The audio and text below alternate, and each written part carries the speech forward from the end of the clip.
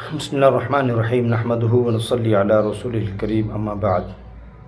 باساتی رابطہ کرتے ہیں کہ بھئی یہ کینسر کے مریض کے بارے میں ڈاکٹر کہتے ہیں جی 6 مہینے میں اب یہ فوت ہونے والا ہے اور لا علاج مرض ہے، کوئی کہتا ہے جی 10 مہینے میں، یہ سال میں فوت ہونے والا ہے، ختم ہو چکا ہے، اس کا جگر ختم ہو چکا ہے۔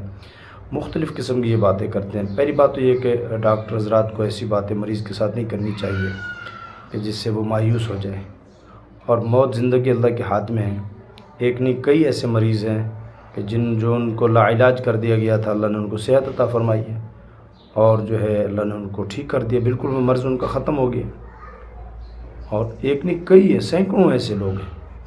اور پھر یہ کہہ دینا کہ جی اب یہ نہیں مرے گا، یہ مایوس ہو جانا اللہ کی رحمت سے۔ موت زندگی اللہ کے ہاتھ میں ہے، ہرگز ایسا نہیں ہے کہ کوئی مرض لا علاج ہے۔ اللہ پاک کے ہاتھ میں ہر بیماری کا علاج ہے، اللہ صحت عطا فرماتے ہیں۔ اذا مریض تو وہ یشفینی، کہ جب میں بیمار ہوں تو اللہ مجھے صحت دیتے ہیں۔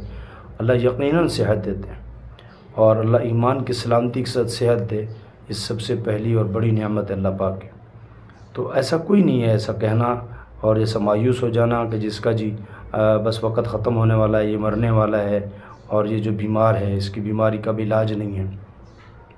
البتہ علماء نے جو مجرب نسخہ ہے وہ یہ بتایا ہے کہ سورہ نجم کی آخری آیت وَلَيْسَ لَهَا مِن دُونِ اللَّهِ كَاشِفَةٌ، یہ آیت 1001 مرتبہ پڑھ کر پانی پہ دم کریں اور وہ پانی پینا شروع کریں، مختلف اوقات میں پیتے رہیں، اس پہ اور ڈالتے رہیں، اور جو ہے جہاں زخم ہے وہاں بھی لگا سکتے ہیں، اور اسے جسم کا جو اوپر کا حصہ اس کو دھو بھی سکتے ہیں، اور وہ پیتے رہیں مستقل انشاءاللہ۔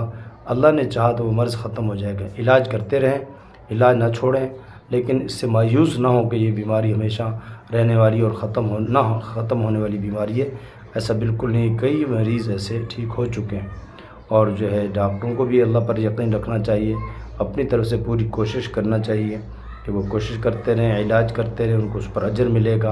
باقی زندگی موت اللہ کے ہاتھ میں اور اللہ ہی کے ہاتھ میں رکھنی چاہیے۔